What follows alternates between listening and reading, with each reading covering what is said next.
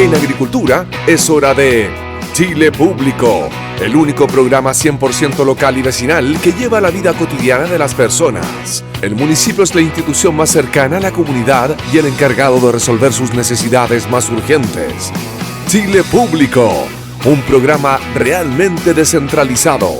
Una presentación de Bagrow, herramientas para optimizar la administración de documentos y gestión de personas. Y Miski Mikui, gastronomía peruana y fusión.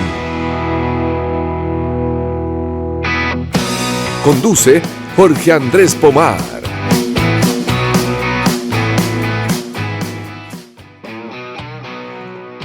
Día martes, por supuesto, en Chile Público de Radio Agricultura, programa que hacemos con Bagrow, herramientas para optimizar la administración de documentos y gestión de personas, y Miski Mikui, restaurante peruano de alta gastronomía y fusión en la comuna de La Reina. ¿Dónde nos escucha la gente, querido amigo Luis Fraile? En La Serena, 100.3, ahí en Tongoy. 100.3. San Fernando 99.1, Concepción 88.1, Temuco 103.9, Punta Arenas 98.7, acá donde están los estudios de Radio Agricultura, en Providencia 1208, piso 6, somos 92.1.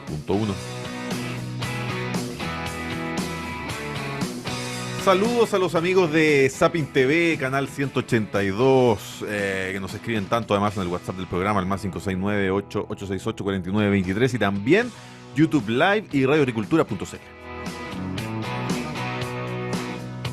Hay dos cosas habituales en este programa los días martes. La primera, la presencia de la señora Luz Poblete, secretaria general de la Facultad de Gobierno y Economía de la Universidad San Sebastián. Bienvenida. Habitual. Aquí, habitual y combinada con el conductor. No, de veras, estamos combinados hoy día. Combinados. Y también es habitual que el otro contertulio anda de viaje. Anda de viaje. Quedó de conectarse más ratito, ya vamos a ver si logra aquella conexión. La voy a aprovechar de preguntar dónde está. Debería ser como un programa de viaje, Marco, a esta altura. Sí, yo creo que se está perdiendo en el grupo de Puebla. La aventura política. Debería animar ese que me gusta a mí de siempre hay un chileno. Debería hacer una cosa así. Siempre hay un chileno viajando. Sí, que dice estar acá, pero no está en realidad. Se lo vamos a preguntar. O a lo mejor anda con la comitiva presidencial. ¿Quién sabe? Por eso ojalá se conecte para que nos cuente la copucha. Oye, mientras vamos a conversar entonces contigo, Luz. El presidente llama a todos los partidos a firmar, ¿no es cierto?, una especie de consenso respecto a, no sé si llamarlo opinión o memoria respecto de la conmemoración de los 50 años del golpe militar. Primera cosa, me parece que es extraño hacerlo desde el extranjero, lo tendría que haber hecho acá. Segundo, me parece que tendría que haber convocado, no sé, a los presidentes, especialmente bueno, además yo creo que en una pelotera dentro de su coalición para también tener una declaración de sus dos coaliciones más bien. Pero yo entiendo que tampoco le ha preguntado a nadie en Chile. Y además, más que llamar a consensuar, yo tengo la impresión que él está llamando a firmar lo que él escribe. No, esto no va a haber mucho diálogo en el fondo para lo que va a quedar escrito. Entonces, todo mal. Segundo, va y le entrega una condecoración a nombre del Estado de Chile, porque él es jefe de gobierno y jefe de Estado. Del Estado de Chile al juez Baltasar Garzón, que andaba haciendo publicidad, ¿no es cierto?, y apoyaba las causas reivindicatorias de la salida de Bolivia al mar. Una cuestión que, además, el Chile, como Estado de Chile, en las Cortes de La Haya defendió. Tercero, siempre el presidente comete errores que parecen no forzados. O sea, no es necesario entregarle. Yo entiendo que él puede tener simpatía por el juez Garzón, pero no es necesario entregarle una condecoración a nombre del Estado. Y además, bueno, y en otro tema, reivindicó durante el fin de semana estos famosos 30 años. Que habían sido siempre la cuna del neoliberalismo, la cuna de la infelicidad en el Chile actual, pero resulta que ahora fueron 30 años muy buenos, donde además se sentaron nuevamente las bases para que todos ustedes que me están escuchando en este momento vengan felices a invertir a Chile. Entonces, yo a esta altura ya no sé si el presidente actúa por convicción, yo no sé si el presidente actúa por intuición, y en cualquiera de las dos, definitivamente además me preocupa demasiado. Mira, a mí me pasa que no me da ni para tuitear.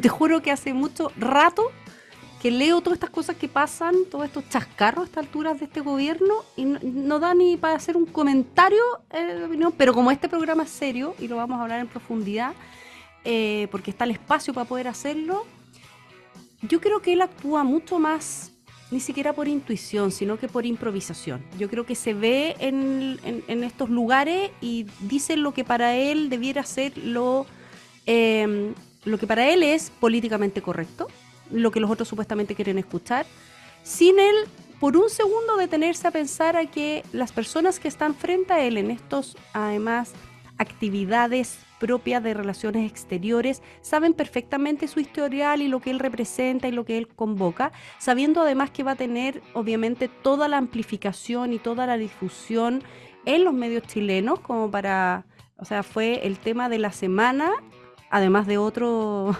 temas, pero de la reivindicación que tuvo a los 30 años. Entonces, mira, volviendo el problema de la forma y el fondo.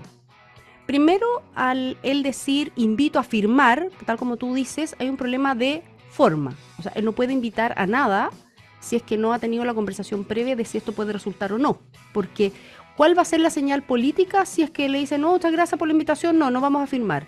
Primero, porque no conocemos el contenido. Segundo, porque no lo hemos consensuado. Tercero, porque vamos a firmar algo que probablemente siga su línea, lo que usted opina, un gobierno de turno, no la visión de Estado respecto de un momento histórico. Y además usted lo anuncia en el extranjero, lo anuncia sin decirlo. Entonces, todo mal, como dices tú, en la forma.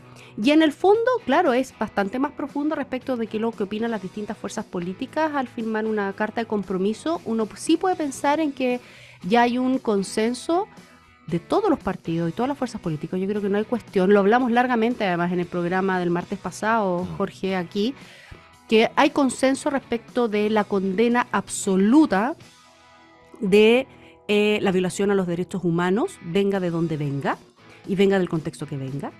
Como hay condena absoluta a cualquier tipo de violencia política para conseguir objetivos de esa naturaleza, como lo fue el ambiente previo, ¿verdad?, al golpe. Pero efectivamente, y nos guste o no nos guste, pensemos lo que pensemos nosotros, tú, Jorge, yo, Luz Poblete, respecto del significado del golpe, desde por qué se dio el golpe y luego todo lo que significó y en la manifestación del golpe de Estado aquí en Chile en esa circunstancia, sabemos que hay diferencias diametrales, porque hay quienes lo miran de por qué llegamos al golpe, llegamos a esa reflexión, para que nunca más... El diputado Jorge Alessandri justificó incluso el golpe.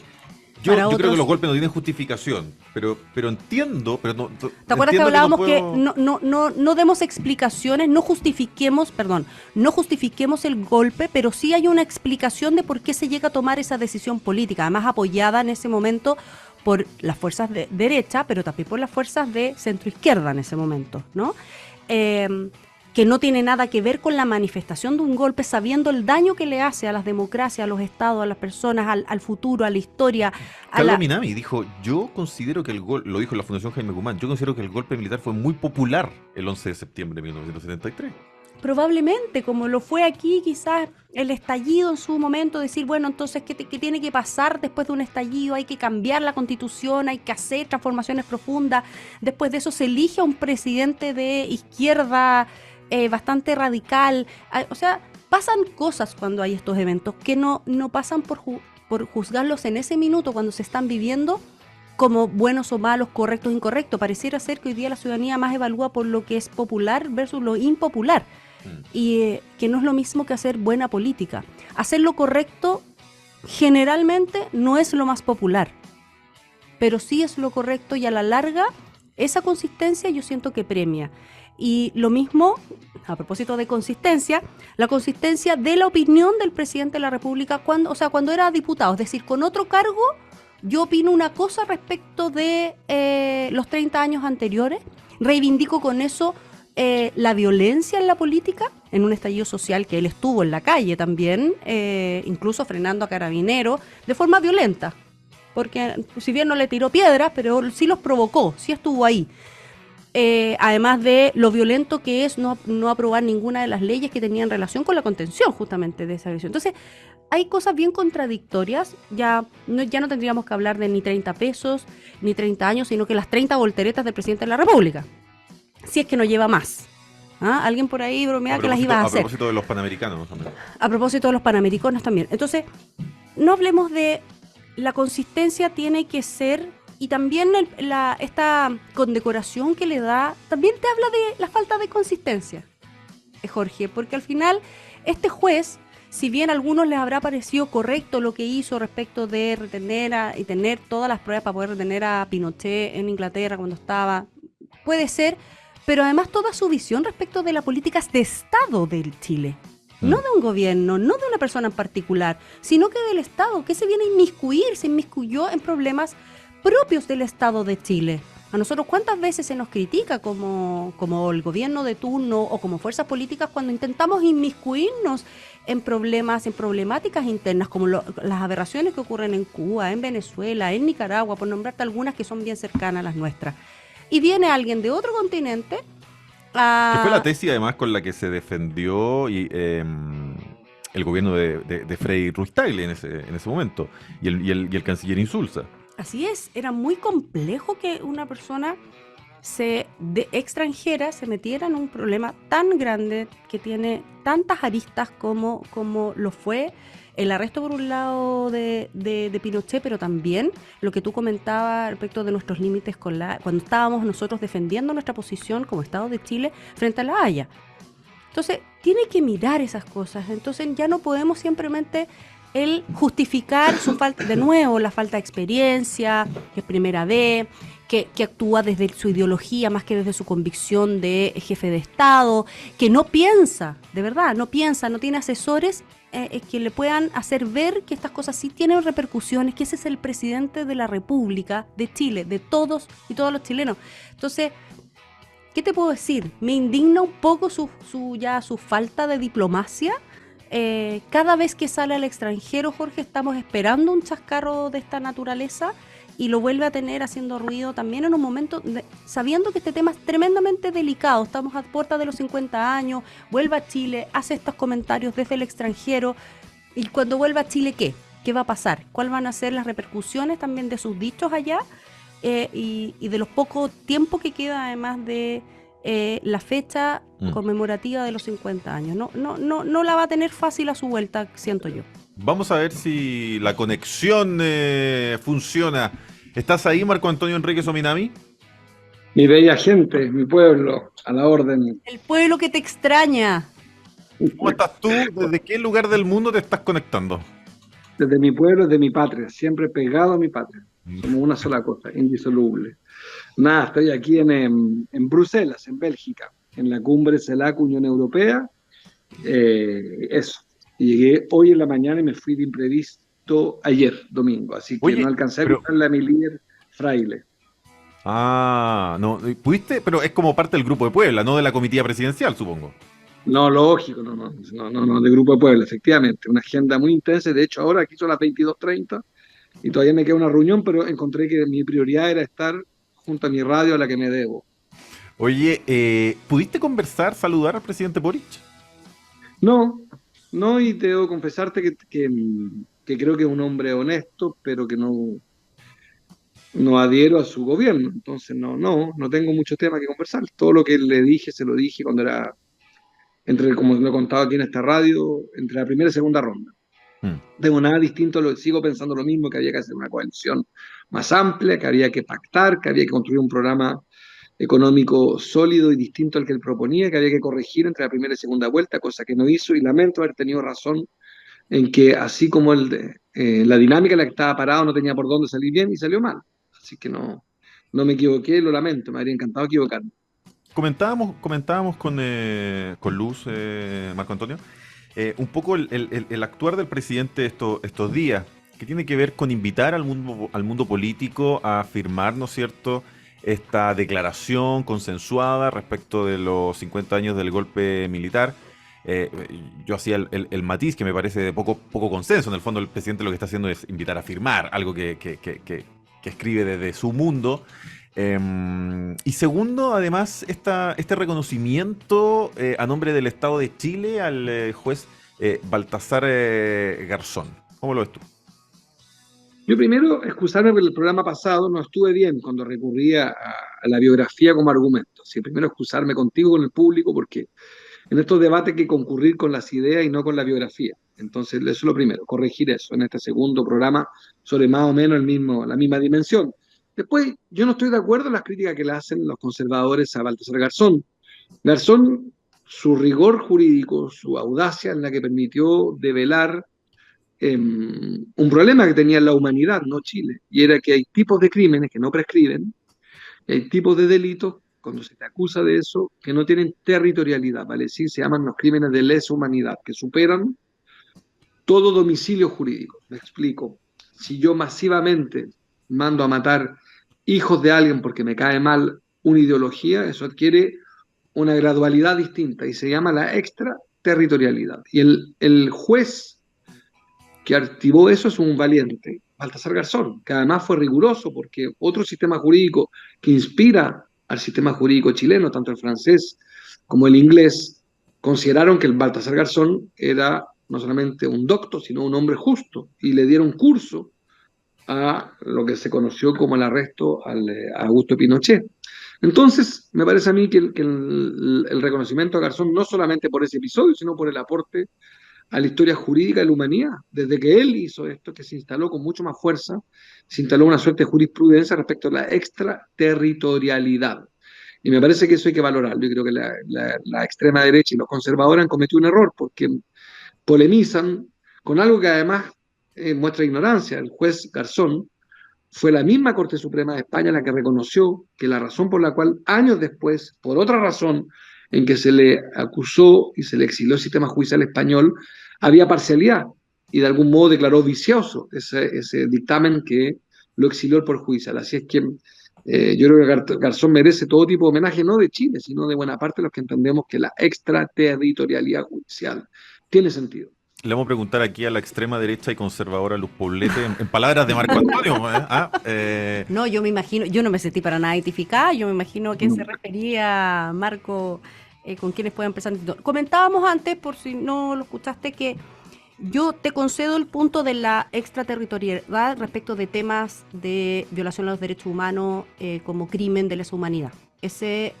Y obviamente frente a la oportunidad de tener a algún responsable fuera del territorio y meterlo preso, capturarlo, dar una señal, después se hizo, obviamente puede haber diferencias de opinión respecto de eso y la tuya tiene un sustento que es jurídico y que está en lo correcto. Lo que comentábamos acá, dos cosas. Uno, que sí también, concédeme, que el tema es delicado, que es un tema delicado para Chile, siempre, sobre todo porque viene ahora la conmemoración de los 50 años. Que alguien le haga un homenaje en otro espacio, en otra institucionalidad, incluso invitando al presidente de Chile para hacerle ese homenaje, uno puede decir, bueno, él tiene todo su derecho a ir, él opina respecto de eso. Pero que el Estado de Chile o el presidente de la República no que le haga un homenaje producto de esto en particular, sino que de cómo ha actuado también el juez Garzón en otras materias propias del Estado de Chile, como fue el problema limítrofe con Bolivia, a propósito de su salida al mar, de la cual Chile la peleó en La Haya, la gana, ¿te fijas? Eso creo que le genera un ruido en un momento que no está en condiciones de poder hacerlo. Esa es mi crítica respecto de a la persona que conmemora, la conmemora por todo lo que piensa, porque él va como jefe de Estado. Y dentro de Estado, el juez Garzón también se metió en otros temas que yo creo que sí excede la extraterritorialidad en respecto de la violación de los derechos humanos, sí se metió en asuntos internos que nosotros lo estábamos peleando a propósito de nuestros problemas eternos y limítrofes con Bolivia. Ese era mi punto para criticar que lo hiciera en este momento, que además las cosas están bien delicadas.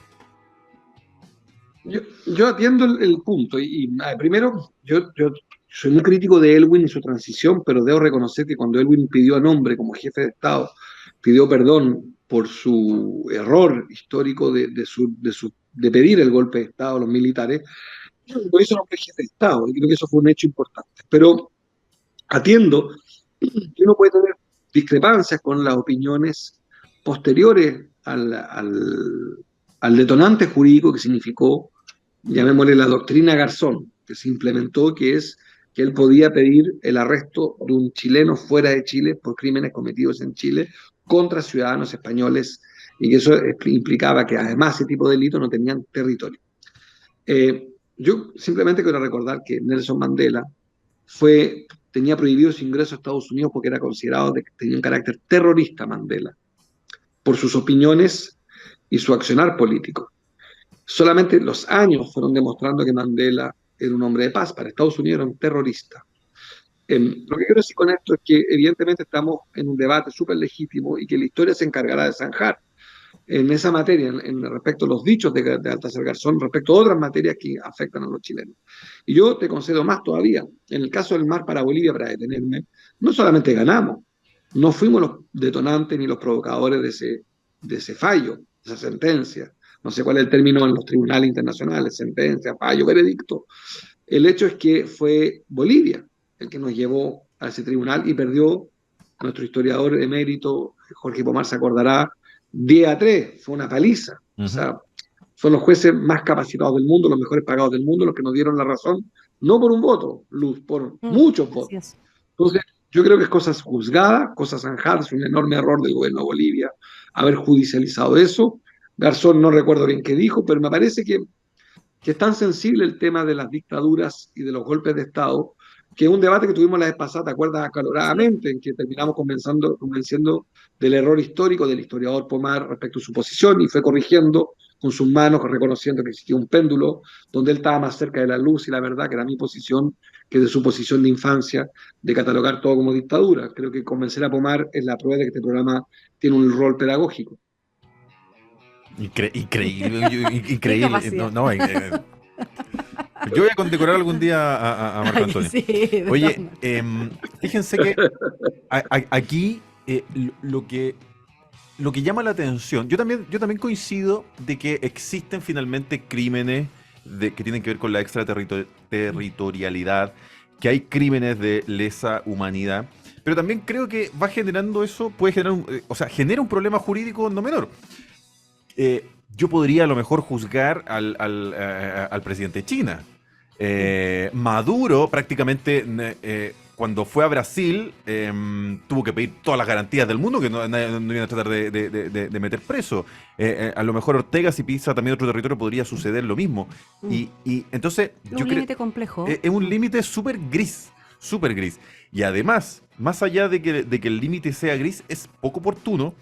Y además la figura del juez Baltasar Garzón está muy cuestionada. Y no solamente por Chile, está muy cuestionada en su propio país, por temas de espionaje, está cuestionada, por las mismas cosas que han pasado con nosotros. Entonces, no sé si era oportuno, no, de hecho, no es oportuno, y además no sé si esa persona merece finalmente ese tipo de gestos de parte del presidente de la República. Me parece, una vez más, que el presidente finalmente actúa por una emoción que le produce el juez Baltasar Garzón, más que por una presencia de estadista que le debe a la institución de presidente de la República.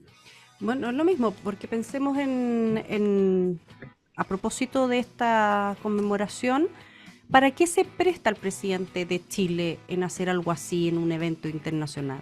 No tiene que él ser el guaripola de una iniciativa como esta. Y ahí es lo que comentábamos antes de que llegaras, Marco. ¿Dónde están sus asesores? ¿Dónde están?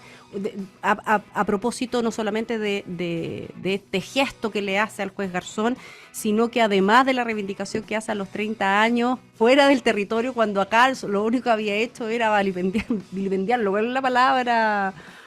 Entonces, me parece que se equivoca, que él no actúa ni por intuición. Yo encuentro que la intuición es súper válida, en política sobre todo.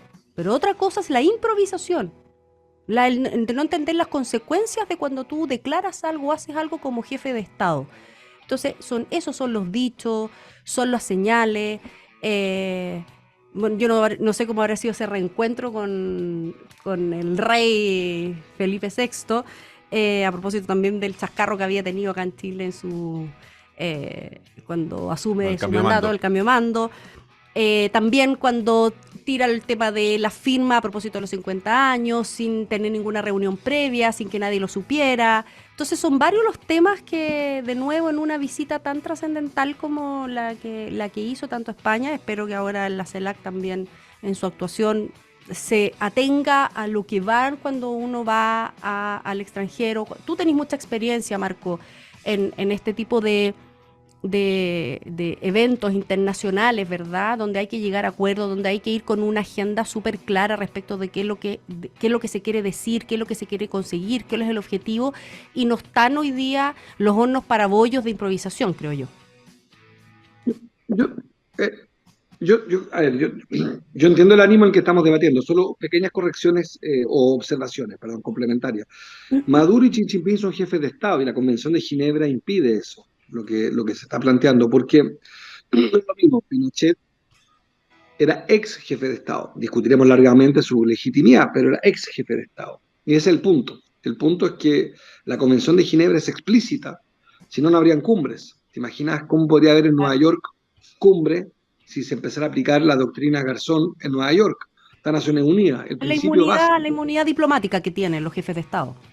en la Convención de Ginebra establece claramente eso. Entonces, yo sería, en eso, las comparaciones son equivocadas, porque el caso de un ex jefe de Estado pierde justamente esa inmunidad extraterritorial. En los países tienen un tipo de inmunidad que tampoco es impunidad. Entonces, yo diría primero que la comparación no es justa ni es correcta, pero sí entiendo el punto, entiendo y voy al ánimo en que estamos discutiendo. Evidentemente, esto es un tema que lamentablemente sigue dividiendo, no hemos logrado un gran consenso en esto, porque el hecho es que Chile conoció un periodo, me parece injusto para el público repetirlo porque son demasiado inteligentes, pero estamos en los 50 años y Garzón representa un episodio que, cerremos los ojos, borra Garzón. Yo me acuerdo que yo ayudé a fundar el diario The Clinic. El The Clinic fue uno de los diarios más impactó el debate cultural chileno y la primera portada, si no me equivoco, era algo con la masturbación y después era Garzón, la segunda, o la misma portada, creo. Lo que digo es que hace, de algún modo, la nueva ola chilena, como la ola española cultural, se da con Garzón. Garzón abrió una puerta. Y después viene, si no me equivoco, Spencer Tunick, que es posterior. Entonces, quiero decir que tiene un elemento también para el debate nacional, fue muy importante Garzón, por eso es tan conocido. Y los homenajes tienen que ver con esos hechos. Después, si tú revisas la historia de Pablo Neruda, hoy día hay biografías que demuestran que Pablo Neruda tenía más que sombras. Y si tú revisas la biografía de tal o cual eh, literato nuestro, Gabriela Mistral, que fue extremadamente dura con el pueblo chileno a su regreso al premio Nobel, uno podría quitarle los reconocimientos a Gabriela Mistral, porque si uno lee lo que ella escribió cuando vuelve a Chile y lo dura que fue con nosotros como pueblo. Y yo la encuentro muchas veces mucha razón. Entonces, el tema es dónde uno pone el criterio para el homenaje. No habría una sola estatua, ningún monumento podría seguir en pie. Si uno revisa las sombras de todos los líderes, Napoleón, en fin, Paquetaburro, Atila, uno podría seguir y decir, mira, son todos unos tipos tal por cual, dijeron tal o cual cosa, mi propio padre, y muchos de los que nosotros leemos, la derecha también. Entonces, yo trataría de concentrarnos en los símbolos que detona un personaje. Y después sobre política exterior, a mí no me gusta lo que hace el presidente Boric, pero por razones distintas a las de usted. A mí me parece que hay una inconsistencia eh, permanente, pero eso es como harina de otro costal. Estamos en la dimensión moral, que no son los 50 años, que es un debate súper escabroso, porque la reivindicación de un monopolio moral es muy desagradable. Yo entiendo la posición que ustedes han expresado, es insoportable. El tema es cómo hacemos sin tener aliento, tufo, a obispo en el sentido moralizante, digo, no que falta el respeto a los obispos. Como yo concurro al debate con ustedes, los contradigo sin aparecer yo como el dueño de un monopolio moral. Y eso es lo que trato de hacer, pero factualmente los países hacen homenajes, se construyen así, se construye su identidad. Yo soy mitad francés, te puedo decir que el Panteón aloja y Jorge, que historiador se acordará, a líderes controvertidos. Hay un gran debate de quién está en el Panteón. Eh, y eso Francia vive debatiendo estos ritos de cada tantos años, ingresa al Panteón tal o cual figura. Si no me equivoco, incluso creo, puedo equivocarme, está Bob Dylan de premio Nobel, y también Bob Dylan fue una gran polémica, porque un músico con esas posiciones ganaba el premio Nobel, u otro, Nicholson, cuando, si no me equivoco, no, el que hizo Apocalipsis Now, que gana el Oscar y no lo acepta porque considera racista el rol de Hollywood, ¿no? Es Marlon Brando. O sea, estos son debates fascinantes porque nos llevan a un terreno distinto a nosotros mismos, los tres, que es el debate de la moral. Entonces yo creo que Garzón merece un reconocimiento superior, excepcional, singular. Y después, yo también creo que evidentemente hay una parte de la izquierda que usa esta agenda porque está debilitada en el gobierno y lo usa también como un refugio. En eso estoy de acuerdo. La desconfianza es legítima. Es sentir que todo esto es un debate artificial para esconder el caso Fundaciones, los problemas de corrupción aparentes gravísimos que afectan hoy día al alcalde de Recoleta o la denuncia gravísima a RD. Claro, es un truco político. Lo mismo hacía Piñera, lo mismo hace Boric. El mal de la política es la manipulación mediática permanente de todos los sectores. Oye, Marco, del tema que además te proponía Luz respecto a la reivindicación que hace el presidente de los 30 años. ¿Tiene que ver, tú crees, con una convicción real del presidente o un acomodo tomando en cuenta la situación que le toca vivir ahora? Yo creo que hay algo, yo creo que hay una mitad de convicción. Mira, todos los presidentes de izquierda progresistas han usado esa imagen de Salvador Allende en su campaña. Hasta Lagos la utilizó. Ese fue mi enojo, entre paréntesis. Yo hice un documental que se llama Los héroes están fatigados, que ganó muchos premios, estrenó en muchos países, que está en YouTube, está liberado. Se llama Los héroes están fatigados y esa es mi crítica. Usa la imagen de Allende y después se olvidan de la bandera que ellos mismos le estampado a la polera. No, yo nunca, tú sabes que nunca vas a ver, perdona Lula, autorreferente, pero nunca vas a ver una polera mía que haya dicho no más AFP, ni una polera que diga nada. Creo que una sola vez me puse una contra el asesinato de Ballena, pero yo soy muy tímido y muy riguroso. Boris se puso todo tipo de poleras, todas las poleras posibles. El placer de la humana, no más AFP, viva la Asamblea Constituyente, sí a los retiros y terminamos lo que estamos viendo. Entonces yo creo que evidentemente el problema es que esta generación está haciendo vieja política, demostraron ser algunos de ellos una estafa telefónica. Vamos a hacer una pausa, querido amigo Luis Fraile, y volvemos con más Chile. En agricultura es Chile Público, un programa realmente descentralizado con Jorge Andrés Pomar. Bagrow, herramientas para optimizar la administración de documentos y gestión de personas, es un software en la nube que permite crear, modificar y administrar la documentación laboral de sus trabajadores, tales como contratos de trabajo, anexos, permisos laborales, comprobantes de vacaciones y todos los que sean necesarios, pudiendo ser generados directamente desde las principales áreas de tu empresa. Nos enfocamos en los procesos que realmente consideras importante. Bagrow.com.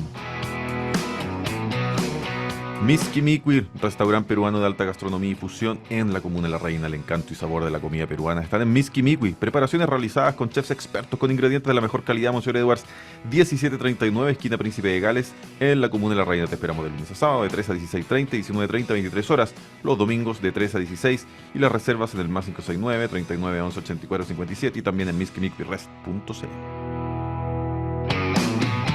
Haga usted como la señora Luz Poblete, como el señor Marco Antonio Enrique Sobinami, que descargaron la app de Radio Agricultura. Así pueden escuchar este y todos nuestros programas desde cualquier lugar de Chile y el mundo. Como se hace muy fácil en tu celular. Ingresas a Google Play o Apple Store, escribes Radio Agricultura, descargas y listo. Con la app de Agricultura siempre estaremos contigo donde quiera que vayas. Antes que te conectara, Marco, estábamos analizando que a lo mejor debieras postularte a ser animador de un programa de viajes. Por ejemplo, como el Siempre hay un chileno, una cosa así. Mira este dedo, mi mamá es así cuando era chico, que el dedo, el otro dedo, si no pueden decir nada en la radio, el otro dedito. Ya, sigamos conversando en esta parte final del programa Luz Poblete. Se resquebrajó Chile, vamos, la semana pasada. Crujió a lo menos. Crujió. Pero como sabes... A propósito, para que los radioescuchas ahí se enchufen, a propósito de la votación en contra de la acusación constitucional del ministro Ávila. De hecho, en off conversábamos que Marco tiene la teoría de que las acusaciones son siempre políticas, pero en el caso de los diputados de Evópoli, por lo menos los diputados militantes, ellos plantearon que no había mérito suficiente en sí en la acusación para acusar al ministro Ávila.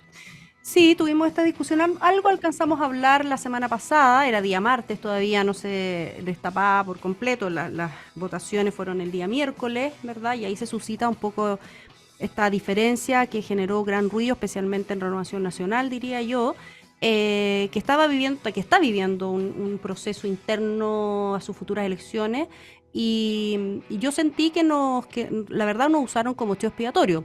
Yo puedo entender que la visión que se tenga respecto a las acusaciones constitucionales tengamos una diferencia con Marco, incluso yo sí considero que es una herramienta válida constitucional, siempre y cuando tenga el mérito suficiente y no degradarla a propósito de que en cada diferencia que yo tenga con un ministro tenga que necesariamente acusarlo cuando tengo otras instancias. Sí, las comisiones, decía Marco, en realidad no sirven de mucho, no muchos las escuchan. Yo creo que la interpelación es una buena instancia para poder dar explicaciones respecto de algo. Y por último, la decisión de sacar a un mal ministro la tiene en última instancia el presidente de la República. Es él el que se tiene que hacer cargo. Nosotros, obviamente, como oposición, tenemos que poner el tema sobre la mesa. Evópoli ha sido desde el día 1 sumamente crítico con la pésima gestión del ministro de Educación. Es más, hemos puesto propuestas sobre la mesa, nos sentamos a la mesa de trabajo, digamos, del mismo ministerio para tratar de salvar en algo las tremendas consecuencias que ha tenido una mala política de Estado respecto de la educación, porque no es algo que obviamente se agudizó con la pandemia, viendo los resultados horrorosos que tuvo el CIMSE, pero eso sabemos que no es culpa de este gobierno en particular, sino que de todos los que se llenaron la boca con la calidad de la educación y la verdad es que no hicieron nada. Y eso no lo ha hecho ni este ministro y todos, pero este ha sido, siento yo, el peor ministro de educación que hemos tenido desde que recuperamos la democracia. Y es una pena, porque si hubiese tenido un poco de mérito jurídico, yo en eso no quiero entrar, obviamente, porque esta es una herramienta política, es una mezcla, para mí es una mezcla de técnico y político, pero es muy política. En eso sí estoy de acuerdo con Marco, no es solo política, pero es muy política, y me hubiese encantado que se hubiese tenido un poco de mérito. Yo te aseguro, y así lo dice Pancho, no estoy diciendo Francisco Undurraga, diputado y jefe de ANCA de Evópoli, en la Cámara de Diputados, habría de todas maneras tenido todos los, no creo que solamente nuestros votos, sino que también los de la ADC, y con eso probablemente este ministro estaría destituido. Pero no quiero que quede ahí la señal, no quiero que se pierda. Ojalá el presidente de la República sea un poquito consciente de lo que pasó, poquito consciente. Yo sé que siempre cuando uno se salva de la acusación constitucional queda como, ya tratemos de esconder, entonces tapar el sol con un dedo, tapar la mugre debajo de la alfombra y sigamos para adelante, porque obviamente no le conviene un cambio de gabinete a esta altura, con todos los problemas que ha tenido en el Ministerio de Vivienda, en Desarrollo Social, con el escándalo de Revolución Democrática, y obviamente en el Ministerio de Educación, que lo ha hecho pésimo a 1 año y medio, y con todas las consecuencias que tenemos de las brechas educacionales en nuestros niños, niñas y adolescentes, que ojalá el viaje puede que sea un poquito el que ponga paños fríos. Van a estar todos atentos a lo que esté pasando ahí donde está nuestro querido contertulio Marco, allá en Bruselas, pero que a su vuelta también se ponga los pantalones y tome decisiones importantes respecto de este gabinete que ha sido ya en un segundo año, tampoco ha estado a la altura de lo que se requiere para tratar de disminuir en algo las urgencias sociales, en este caso educativas, del país. Sí, si hubiese sido, Marco, asesor de la gente de Evópoli, recordando tus tiempos de asesor, ¿qué le habría recomendado votar en esa acusación constitucional, sosteniendo que tú lo que dijiste la semana pasada era que siempre son políticas? Y si son políticas, claro, tendrían que haber votado a favor de la acusación, y Evópoli como que intentó hacer el punto respecto de que fuera una decisión jurídica finalmente.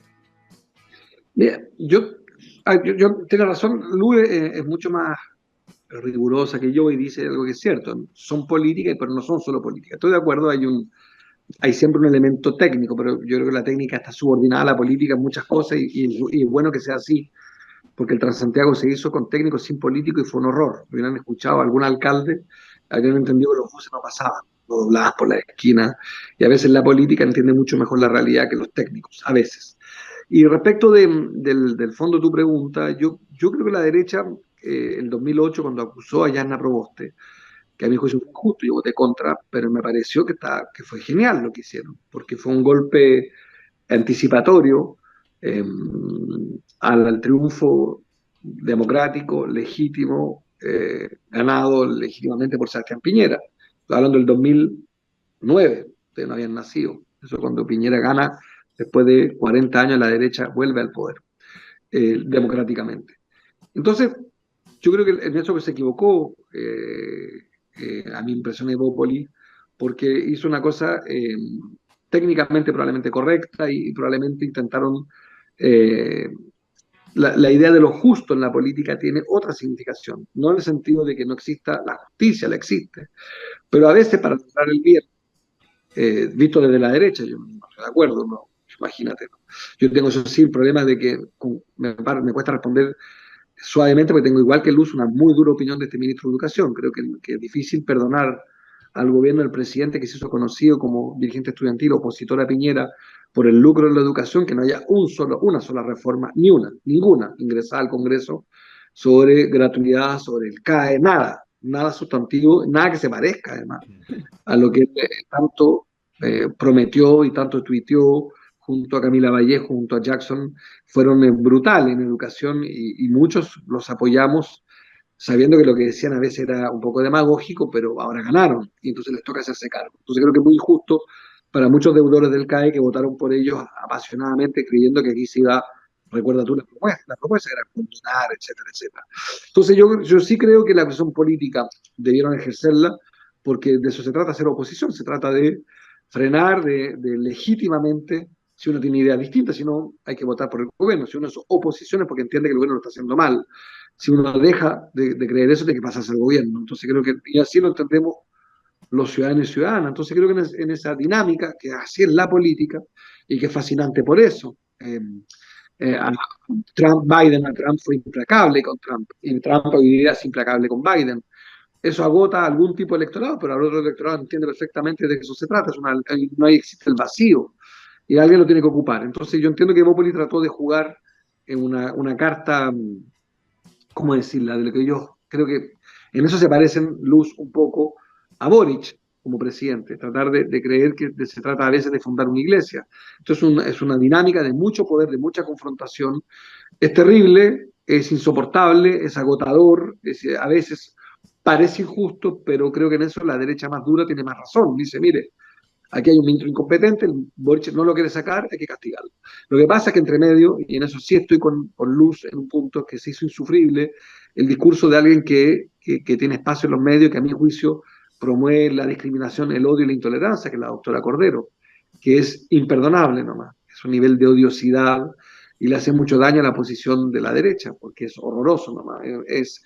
Es inconsistente, es demagógico, es insultante, son puros agravios y ha hecho un negocio de decir tal nivel de barbaridades que ya nadie se querella, porque ya es simplemente, es más cara la querella y ella logra jugar en esa zona de un periodismo sin ética y de medios de comunicación algunos sin ninguna ética, de derecha por lo demás, que la ponen por delante como si fuera normal tener a alguien que insulta a la humanidad, que insulta a los seres humanos. Y lo que ha hecho la doctora Cordero le echó a perder a la derecha. Y después hay otra que no recuerdo el nombre también, que también empezó a insinuar que el problema de él era que era homosexual, y eso planteado así se vuelve intolerable. Entonces yo en eso valoro la posición de Bópoli, pero creo que estamos en la política, no estamos en un juego moral, aunque la política tiene un elemento moral. No sé si me logro explicar, es difícil mi posición porque no quiere decir que yo no crea que exista la justicia en la política, ni la buena voluntad, ni la moral, pero lo cierto es que a la derecha le fue bien cuando fue implacable, no fue inmoral cuando sancionó a Yana Proboste, fue a mi juicio injusta, pero el problema era nuestro. Yo era parte del Partido Socialista y no teníamos los votos. O sea, hay que hacerse la autocrítica. No teníamos los votos, la derecha tenía mayoría, punto. Y convenció a Fernando Flores, acuérdate, se acordarán ustedes, y a Jaime Mulet, de sancionar a Proboste. Y esa tarea era culpa del gobierno. Yo encontraba que los ministros de Bachelet eran inútiles porque venían a llorarnos porque nosotros no éramos suficientemente elocuentes para rechazar la acusación a Proboste. Pero el problema era de ellos. Ellos tenían que convencer a sus senadores, que eran Fernando Flores y un diputado Mulet, que votaron, a mi juicio, injustamente, pero era mérito de la derecha. No sé si me explico. Sí, bueno, pero es que a propósito de eso mismo, Marco, tú ahí tomaste algo muy importante. Dado que es una decisión política, mayoritariamente, que es con la herramienta de último ratio que tiene el Congreso para destituir a un ministro, o sea, es así de contundente y drástico, ¿cierto? justamente ahí tiene que haber estrategia, tiene que haber conversación, tiene que haber coordinación. Esto se gestó casi por casualidad, había una idea de, oye, lo está haciendo tan mal el ministro que hay que acusarlo constitucionalmente, pero finalmente quienes presentan la acusación, que tú sabes que solamente con 10 firmas, una acusación constitucional, Apenas 10 firmas. Sí. al menos para poder revisar el mérito que tiene, ¿no? Son solamente 10 firmas, la hacen 2 diputadas del socialcristianismo. Yo tiendo a pensar en la buena intención del diputado Chalper de querer arreglar ese texto de la acusación, metiéndole otros artículos, incluyéndolo en el buen mérito que él tiene y que sí conoce mucho de acusaciones constitucionales, es parte de su expertise, no tengo duda de eso, pero tratar de algo que trató de arreglar técnicamente, que no le resultó, tampoco hizo un paralelo. Creo que ahí sí hubo una falla, y ahí está la autocrítica también a la derecha, o al menos a los partidos, de no haber conversado respecto de eso y de cómo salir jugando con una estrategia justamente para lograr el objetivo, que era sacar al ministro de Educación. Pero no Pero tratar tú dices tratar que si Chile Vamos de va a parchar. conversar con Evópoli debería votar No. Cuando tú tratas de parchar una acusación, un texto que ya está presentado, y lo tratas de arreglar como lo trató de hacer RN a través de Diego Chalper, en esos artículos, ahí en ese momento se debería haber conversado. Antes de presentar una acusación constitucional de parte de cualquiera de los partidos de derecha, aunque no sean parte de la coalición, ¿cómo se llama el partido de la diputada Aranda? Los socialcristianos. Sí. No son parte de la coalición, pero sí son de derecha, podrían haber conversado, vamos a presentar esto para poder revisar antes. Ya, ok, pasamos ese lugar, ya pasó la acusación, se firmaron, tuvo las 10 firmas, Chalper trata de arreglarlo, tuviste una segunda instancia para decir, bueno, si ya la vamos a arreglar, arreglémoslas entre todos para que realmente tenga mérito y sea, porque Evópoli nunca dijo voy a votar sí o sí o a cualquier costo una acusación constitucional contra este mal ministro. Dijo, por lo menos déjenme revisarla, revisémosla entre todos, y esa conversación y esa estrategia, Marco, que es lo que yo acuso un poco desde la autocrítica, no hubo esa conversación, no hubo esa coordinación, ni mucho menos hubo estrategia política. Y terminamos siendo el tema de conversación frente a un mal gobierno que nos da tema todos los días para golpearlo, terminó siendo la derecha tema de conversación la semana pasada, porque tenemos este como espíritu medio canibalesco de criticarnos entre nosotros por la prensa. Y hoy día estamos amigos de nuevo porque hubo una reunión de Chile Vamos el lunes, sacamos un comunicado y vamos a seguir juntos y vamos a tratar de hacerlo cada día mejor, coordinarnos mejor, tener buena estrategia, que es algo que nos prometemos cada vez que nos sacamos, claro, que hay unas diferencias y nos sacamos los ojos por la prensa. Yo mi única complementario, Luz, a tu aproximación al tema de la acusación constitucional es una sola. Dijiste la última ratio, y yo diría es la última y la única herramienta. Sí, claro. Es la única, eso hay que como explicarlo al país, porque... porque tú no le crees a la interpelación ni a las comisiones especiales de investigación y demás. Es no es que no le creas, que no son vinculantes, es que da lo mismo. Los proyectos de acuerdo, las interpelaciones y la comisión investigadora son 3 herramientas que a mi juicio desgastan, erosionan la confianza ciudadana del Congreso, porque son tremendos espectáculos legítimos. La política tiene mucho de representación, así que no lo digo peyorativamente, pero son tremendos momentos televisivos, son liturgias. La interpelación tiene un método, dura 4 horas, entonces se defiende, acusa, que estás muy bien. Después tenés otra liturgia que es la comisión investigadora, entonces se filtra información muy bien. A veces hay diputadas que hacen un tremendo trabajo. Y después tienes la comisión investigadora, la interpelación, te decía, y los proyectos de acuerdo, que son muy importantes. Expliquémoslo a la gente, son los diputados, los parlamentarios, senadores tienen prohibición de crear institucionalidad y de afectar el presupuesto. Entonces se crea una figura en que los diputados presentan un texto que no obliga al Congreso, al Ejecutivo, no afecta la realidad, en que le piden al Ejecutivo que se pronuncie. Por ejemplo, construyas un puente. Por ejemplo, aumentes el sueldo mínimo. Eso lo pueden ellos en un proyecto de acuerdo que no es una moción de ley ni un proyecto de ley, perdón. Eso hay que explicarlo. Entonces, la prensa legítimamente le dedica minuto y minuto y dice, diputada Arce, diputada Poblete presentó un superproyecto de acuerdo para aumentar el sueldo mínimo. Mentira, da lo mismo lo que presentaste, porque no es vinculante. Diputado Enríquez preside la comisión investigadora gravísima sobre el caso Fundaciones. Da lo mismo, porque esos resultados no obligan a Boric a hacer nada. Después, el diputado Pomar interpela a la ministra, al ministro de Educación por incompetente. Da lo mismo, porque bien o mal resulta la interpelación, no tiene ninguna consecuencia jurídica, penal, política, legislativa, de ningún tipo. Pero el Congreso le dedica mucho tiempo a esto, y no lo estoy criticando a los diputados. Atiendo y entiendo perfectamente que como tienen muy poca herramienta, entonces les queda una, la herramienta en que el voto de ellos tiene un impacto brutal, y sobre todo para los diputados que no nombran jueces de la Suprema, como sí lo hace el Senado. Los diputados tienen una gran herramienta.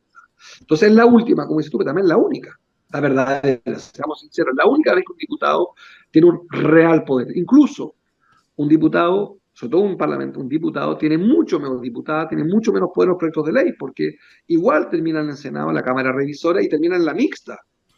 Igual. En cambio, en la acusación constitucional son los diputados los que establecen el perímetro de la acusación, se vota, se aprueba, y es el Senado, que ya no es una segunda cámara, es revisora, son árbitros, no se pueden ni siquiera pronunciar en el debate público, no pueden dar una entrevista en esta radio diciendo que les parece que Ávila es un inepto, no pueden, porque tienen que ser jueces. O sea, fíjate, la herramienta de un parlamentario, un diputado o diputada, es la acusación constitucional, y eso es lo que yo quiero enfatizar. Por eso yo entiendo un poco, no quiero ser desleal contigo, pero atiendo un poco el argumento crítico de tu sector que hizo, oiga, pero estamos una herramienta eminentemente política. Y también escucho con fuerza lo que tú dices, que yo lo entiendo, lo viví también, así que soy cómplice en eso también, de que la rabia que da cuando las cosas se hacen mal, y cuando se hacen mal terminan mal. Me refiero a tu sector, a los aliados que prepararon mal la acusación. Nos vamos, Luis Fraile. Nos vamos. Así Se de acabó rápido. este capítulo de Día Martes con Bagrow. Herramientas para optimizar la administración de documentos y gestión de personas, y Miski Mikui, restaurante peruano de alta gastronomía y fusión en la comuna de La Reina. A usted la veo el próximo martes aquí en los estudios de Radio Cultura, Providencia 1208, Con Marco piso 6. no se sabe. Con Sí, Tertulio lo veo. Enrique Ominami no se sabe. ¿Dónde Yo, estará? junto a mi radio, junto a mi pueblo y junto a mi terruño, sin moverme, pegado a mi tierra.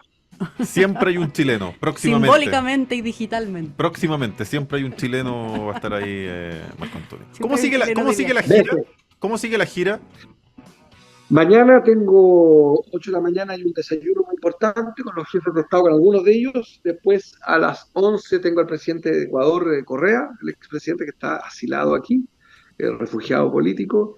Después tengo almuerzo con los diputados parlamentarios europeos. Después tengo Zoom con Chile, eso si les interesa. Y el miércoles voy a intentar ir a ver a mi madre, 80 años, que está, yo soy hijo único, te imaginarás, que está en Francia, mi mamá. Mi mamá vivimos allá y tengo que ir a verla. Así que para ser transparente, el miércoles aspiro a ver a mi mamá. Muy bien, Muy bien, muy bonito. muy bien. Nosotros, Luis Fraile, volvemos el miércoles con más Chile Público. Chao. En Agricultura fue Chile Público, un programa realmente descentralizado.